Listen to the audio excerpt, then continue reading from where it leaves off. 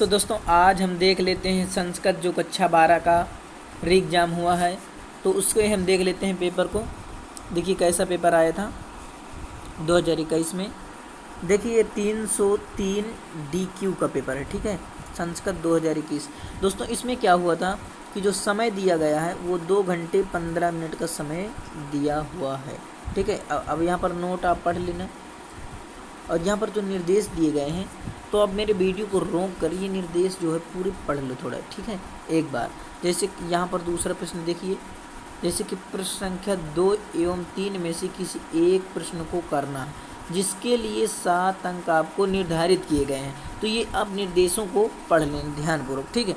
देखिए मैं अगला प्रश्न जो खोल रहा हूँ तो उसके भी कुछ निर्देश दिए हैं, तो उन निर्देशों को आप पढ़ लें। देखिए ये यहाँ पर देखिए कुछ निर्देश दिए गए हैं, यहाँ से आप देखें और यहाँ तक जो 12 प्रश्न है यहाँ तक आप पूरे निर्देश पढ़ लीजिए वीडियो को रोक कर, ठीक है। इसके लिए जो है आपको वीडियो रोकना पड़ेगा, ठीक है। अब देखिए और मैं आगे अब जो प्रश्न को मैं हल करा रहा हूँ।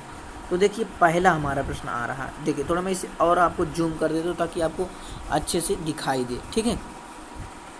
देखिए पहला प्रश्न क्या कह रहा, अथ महाश्वेता कादम्बरीम अनामयम प्रपश्च। ये जो आपका गद्यांश लिया गया है, तो यहाँ पर आपको जो इससे संबंधित कुछ प्रश्नोत्तर हैं, तो उन प्रश्नोत्तरों के जो है आपको उत्तर देना है। जैसे उपयुक्त गद्यांश किस पुस्तक से लिया गया है, तो आपको बताना है उपयुक्त गद्यांश जो है कहाँ से लिए गए हैं। चंद्रापीड़, ऐसे लिखना है,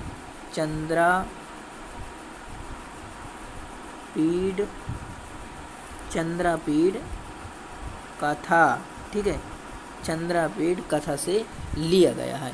महाश्वेता काम आभासत, तो देखिए इसका सटीक आंसर जो है इसी में लिखा हो। देखिए यहाँ से देखेंगे महाश्वेता और ये इसका जो है इतना आंसर यहीं पर छिपा हुआ। तो आप पूरा देखते जाइए, इसके जो प्रश्न उत्तर हैं आप जो है दे देना। ये 2021 का है और अगर आप पेपर कर चुके हैं तो आप देखते जाइए कि हमारे कितने सही कितने गलत हैं। देखिए गद्यांश अगर पढ़ाऊँगा तो मेरी वीडियो जो है लंबी हो जाएगी। अगर मैं इसका एक एक अनुवाद बताऊंगा तो आप इसे कर लेना, ठीक है। और आगे देखते हैं। देखिए हमारा अगर पहला गद्यांश आप नहीं किए हैं तो इसको भी गद्यांश कर सकते हैं। देखिए इसमें क्या बताया पहला प्रश्न, अस्य गद्यांश प्रणेता।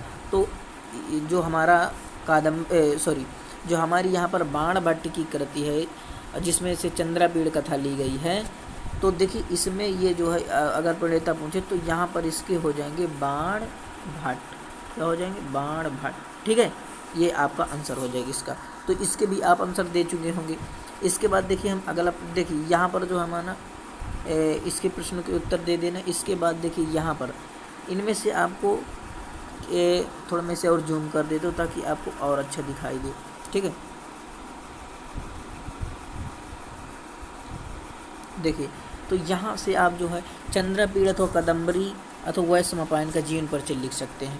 देखिए मैं आपको बताऊं चंद्रापीड़ की मैं एक ट्रिक बता रहा हूं जो कि इसके जीवन से संबंधित है।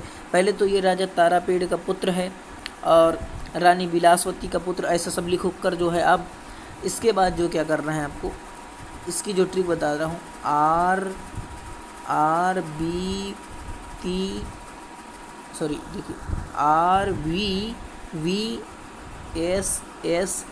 RVSSD।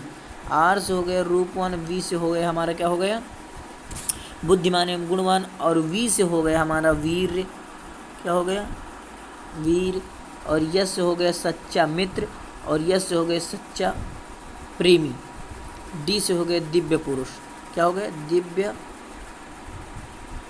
दिव्य पुरुष, ठीक है। ऐसा आपको लिख देना है। तो देखिए आप इस चंद्रापीड़ की कथा अथवा कादम्बरी का जो है आप कर दिए होंगे, इनमें से एक को कर देना है आपको। फिर बाण भट्ट का जीवन परिचय और गद्य शैली के बारे में बता देना। फिर यहाँ पर जो है ये प्रश्न है जैसे पत्रलेखा काशी, तो पत्रलेखा जो है चंद्रापीड़ की परिचायिका थी, यह ऑप्शन आपका सही हो जाएगा, ठीक है। और देखिए इनमें से प्रश्न संख्या 5 एवं 6 में से किसी एक को करना है।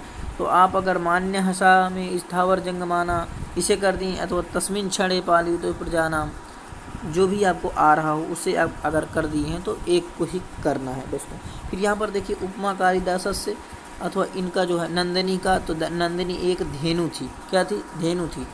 ऐसे आपको जो है लिख देना है। और आगे देखिए पेपर, देखिए दिलीप कस्य आश्रम, तो ये वशिष्ठ के आश्रम में गए थे। और यहाँ पर देखिए आप उद्गलित दर्भकौला मृगः प्रत्यक्त नर्तना मयूरा अर्थो अर्थो ही कन्या पर की, इसे कर दीजिए। अथवा अगर आपको ये नहीं आ रहे हैं तो ये प्रश्न नंबर 10 का जो है यहाँ पर एक सुक्ति का अर्थ बता दीजिए व्याख्या सहित। देखिए थोड़ा आपको एक कम अच्छा दिखाई दे रहा होगा, लेकिन मैं थोड़ा इसे जूम करने का प्रयास करता हूँ ताकि देखिए ये जो है आपको अच्छी थोड़ा दिखाई दे। तो देखिए नगर के चारों ओर वन है। फिर दूसरा प्रश्न है मोहन राम के साथ विद्यालय जाता है। तीसरा प्रश्न है वह पैर से लंगड़ा है। चौथा प्रश्न है हिमालय से गंगा निकलती है। पांचवा प्रश्न है कवियों में कालिदास श्रेष्ठ है। छठा प्रश्न है विष्णु को नमस्कार। और इसमें से आपको रेखांकित अंश की जो है व्याख्या वो जो बताना होता है। इसमें रेखांकित अंश की जैसे कि अधोलिखित रेखांकित पदों में से एक रेखांकित पद होता है, उसमें जो है आपको विभक्ति बतानी होती है। जैसे ग्रामः परितः वृक्षाः सन्ति, कवितः परितः समयानि स, ये द्वितीय विभक्ति का है। फिर येनांग विकारा, ये जैसे सहनेत्रः काणा, तो ऐसे आपको बता देना है। कहा दोस्तों येनांग विकारा वाला जैसे सहनेत्रः काणा, इसमें से किसी एक विभक्ति का ही आपको बताना है। ठीक है, ये नमः वाला नमः स्वाइस्त स्वाधा अलम, ये वाला आपको बता देना है। तो कुल मिलाकर इनमें से किसी हमें एक ही प्रश्न को करना है। अब देखिए यहाँ पर आते हैं तो प्रश्न अंक 17 जो है, तो यहाँ पर देखिए हमें एक का समास विग्रह करना है। जैसे आप आधिहरी कर लीजिए अथवा पंचगांव में थोड़ा इसे और जूम कर देता हूँ ताकि अच्छे से आपको दिखाई दे। ठीक है, तो इनमें से आपको किसी एक का करना है। अथवा राम कृष्ण कर दीजिए। तो माता पितरों में कौन सा प्रयुक्त समास है? तो इसमें है द्वंद्व समास। अगर राम कृष्ण का देखिए तो इसे ऐसे कर देंगे रामः च कृष्णः च। ठीक है, रामः च कृष्णः च, ये इसका जो है विग्रह हो जाएगा। और यहाँ पर वागीसा व्यंजन संधि सज्जित, ये भी व्यंजन संधि है। सतधनचित सच्चित, इसका हो जाएगा सतधनचित, ये नंबर सही हो जाएगा। ठीक है, और ये गुरुवे, यहाँ पर गुरुवे, तो इसमें चतुर्थी विभक्ति एक वचन हो जाएगा। बस समझ रहे हैं। और देखिए आगे, और इसमें तो आप पूरा पेपर मॉडल देख लीजिए। और इस मद में इसका हो जाएगा त्वया हो जाएगा। और यहाँ पर देखिए जो भी ये प्रश्न है आप पढ़ कर जो है कर लीजिए। मैं आपको पूरा पेपर मॉडल दिखा दिया हूँ। और देखिए हमारा एक प्रश्न और बचा हुआ है जो कि ये दिया हुआ है 22वां प्रश्न।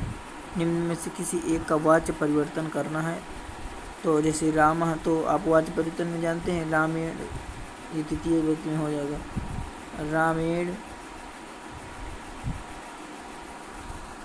देखिए थोड़ा इसे हटा आप देखते हैं, जैसे कि ये रामेण। ठीक है, रामेण पत्रम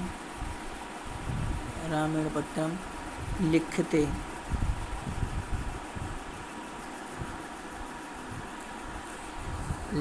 ठीक है, तो दोस्तों आशा करता हूँ कि आपको जो पेपर मॉडल है पूरा पता चल गया होगा।